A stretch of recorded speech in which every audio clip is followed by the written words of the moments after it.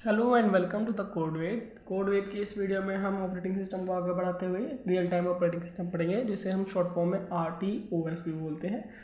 RTOS क्या करता है? ये हमारा जो ऑपरेटिंग सिस्टम होता है, इनपुट आउटपुट का रिस्पॉन्स टाइम बहुत कम होता है। इतना कम होता है कि हमें लगता है कि ये हमारा बिल्कुल रियल टाइम में हो रहा है। जैसे कि हम लाइव स्ट्रीमिंग देखते हैं यूट्यूब पर, या फिर हम कहो तो क्रिकेट देखते हैं लाइव, ठीक है, फुटबॉल मैचेस देखते हैं लाइव। अगर हम बात करें तो अदर यूजेस की, जैसे साइंटिफिक एक्सपेरिमेंट्स में हमारा ये यूज़ होता है, ठीक है। साइंटिफिक एक्सपेरिमेंट हो गए, वेपन सिस्टम्स हो गए, जिसमें हमारा रियल टाइम चीज़ें चाहिए, हमें बिल्कुल रियल टाइम ऑपरेशन चाहिए, जिसमें हमारा जो सारे जो इसमें क्या करते हैं, सारे जो हमारे हार्डवेयर्स होते हैं वो इतना काम करते हैं कि वो ऐसा आउटपुट देते हैं कि बहुत जल्दी होता है, ठीक है। चलो इसके आगे बढ़ते हैं, इसमें पढ़ते हैं हम ये और क्या होता है, इसका डायग्राम कैसा होता है, ये कैसे शो करता है काम। इसके दो टाइप्स होते हैं, वो उनको भी देखेंगे, यहाँ तक कि हम इसके एडवांटेज और डिसएडवांटेजेस को भी एक्सप्लोर करते हैं, ठीक है। तो पहले हम इसकी देखते हैं। तो रियल टाइम ऑपरेटिंग सिस्टम क्या होता है? Is defined as data processing system, ठीक है। डाटा प्रोसेसिंग सिस्टम भी बोल सकते हैं हम इसे, in which the time interval require the processor and the response input is small, so small that the it controls the environment. यही मैंने कहा कि जो हमारा रिस्पॉन्स टाइम होता है और इनपुट होता है वो बहुत कम होता है, जिससे हमारा रिस्पॉन्स टाइम बहुत कम हो जाता है। रिस्पॉन्स टाइम क्या होता है? जो हमारा time taken from the input and output होता है वो हमारा रिस्पॉन्स टाइम होता है। मतलब इनपुट से, अगर मान लो हमारा ये इनपुट है, ठीक है, और ये आउटपुट है, इनपुट से आउटपुट के बीच का टाइम इंटरवल जो भी आया, जितना भी ये मशीन ने हमारा काम किया, ये क्या हो गया? रेस्पॉन्स टाइम हो गया, ठीक है। रेस्पॉन्स टाइम, ये इनके बीच का टाइम क्या हो गया? रेस्पॉन्स टाइम, ठीक है। अब इतना ये आपने समझ लिया, ये अब आपका एग्जाम के लिए एक पॉइंट हो गया। इसका हम डायग्राम देख लेते हैं। सिंपल डायग्राम में देखते हैं कि एप्लीकेशन के बीच में होता है एक OS, जो कि यहाँ पे है रियल टाइम ऑपरेटिंग सिस्टम। उसके बाद होता है हार्डवेयर, ठीक है। एप्लीकेशन डायरेक्ट हार्डवेयर से हमारा इंटरेक्ट कनेक्शन नहीं कर रही है, इंटरकनेक्शन नहीं कर रही है, तो ये हमारा RTOS से मिलकर फिर जा रही है हार्डवेयर के पास, ठीक है। अगर हम कॉम्प्लिकेटेड डायग्राम में देखें तो ये कॉम्प्लिकेटेड नहीं है, बस थोड़ा सा एक्स्ट्रा है। इसमें आप ये बना के आएंगे तो भी ज़्यादा अच्छा रहेगा। जैसे एप्लीकेशन और हार्डवेयर के बीच में हमारा ये पूरा OS है, RTOS है, जिसके अंदर ड्राइवर्स और मिडलवेयर है। ये ड्राइवर्स क्या करते हैं? मिडलवेयर के साथ ये हमारे डिस्ट्रीब्यूशन करते हैं, ठीक है।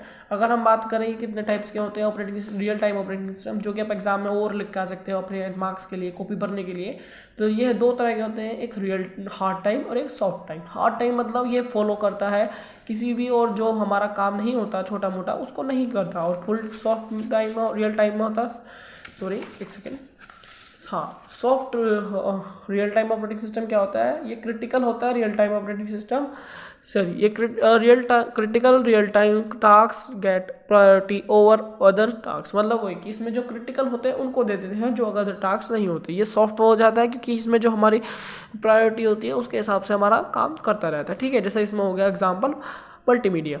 नेक्स्ट अगर हम बात करें hard time reporting system, hard time में होता है कि guarantee the on time complication of critical task. Critical का टास्क जो होते हैं वो हमारे जो कि इंपॉर्टेंट होते हैं उनको करने का ऑन टाइम ही काम करके दे देगा, ठीक है। इसको और कोई प्रॉब्लम नहीं आनी चाहिए, ठीक है। अब हम बात करके इसके एडवांटेजेस और डिसएडवांटेजेस के बारे में। एडवांटेजेस क्या होती है? मैक्सिमम कंजप्शन होता है। मैक्सिमम क्यों होता है? क्योंकि हमारा ये रियल टाइम करने के लिए यहाँ पे मेमोरी जो होती है, वर्चुअल मेमोरी होती है, उसको कम करता है। जैसे कि हार्डवेयर में हम hard real time operating system में देख सकते हैं हम, जो हमारी वर्चुअल मेमोरी होती है वो ऑलमोस्ट नेवर फाउंडेड फॉर्मेटेड होती है, ठीक है। हमारी जो वर्चुअल मेमोरी है उसकी ज़रूरत ही नहीं है, क्योंकि हमारा यहाँ सीधा रैम के ऊपर काम करता है, क्योंकि हमारा जो ये रियल टाइम है इसे जल्दी काम देना पड़ता है, ठीक है भाई। अगर हम देखें तो इसमें टास्क शिफ्टिंग होती है। टास्क सिस्टम कैसे होती है? इसमें less time is needed to in shifted task which is around 3 microsecond, ठीक है। एडवांटेज यही है कि हमारा टास्क शिफ्टिंग में भी बहुत ज़्यादा काम टाइम लेता है। एरर फ्री होते हैं और 24/7 होते हैं। 24 मतलब 24 hours into 7 days in a week, ठीक है। सिस्टम होता है RTOS can be use for any application run 24 hours and 7 days, ठीक है। ये सारा हमारा काम करता रहता है। ये टाइम, ये इसको हम 4 बार लिख सकते हैं। मैक्सिमम कंजप्शन होता है, टाइम टास्क स्ट्रिंग होती है, एरर फ्री होता है, और हमारा 24/7 काम कर सकता है, ठीक है। अब हम इसकी डिसएडवांटेजेस के बारे में देख लेते हैं। इसका यूज़ हैवी सिस्टम रिसोर्सेज। भाई ये जब हमारा ज़्यादा से ज़्यादा काम करके दे रहा है तो हमारे रिसोर्सेज को भी ज़्यादा से ज़्यादा यूज़ करता है, तो हैवी सिस्टम रिसोर्सेज जो होती है यही हमारा एडवांटेज है, और इसको हम डिसएडवांटेजेस में लिख देंगे, ठीक है। लो मल्टीटास्किंग कम होती है क्योंकि हमारा ये प्रायोरिटी देता है कि भाई जो हमारा क्रिटिकल वो है टास्क है वो जल्दी निपट जाए, हो जाए काम कंप्लीट, ठीक है। इसकी कॉम्प्लेक्स एल्गोरिथम होती है, ऑफ कोर्स कॉम्प्लेक्स तो होंगे एल्गोरिथम जब हमारे रियल टाइम पे काम कर रहे हैं, इतना कॉम्प्लेक्स है। नॉट ईजी टू प्रोग्राम है, ऑफ कोर्स कॉम्प्लेक्स एल्गोरिथम है तो ईजी टू प्रोग्राम है। देखो इन दोनों को हमने एक ही उसमें अलग अलग करके लिख दिया, ऐसे आप भी एग्जाम में कर सकते हैं, ठीक है।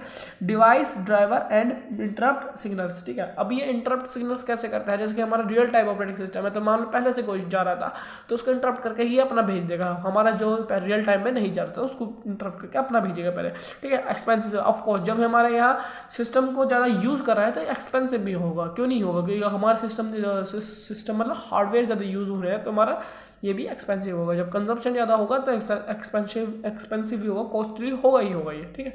तो रियल टाइम ऑपरेटिंग सिस्टम में बस इतना ही। अगर आपको ऑपरेटिंग सिस्टम के बारे में या फिर कंप्यूटर साइंस के और लेक्चर्स देखने के लिए आप हमारे चैनल को सब्सक्राइब कर सकते हैं और वीडियो को लाइक कर सकते हैं। Thanks for watching.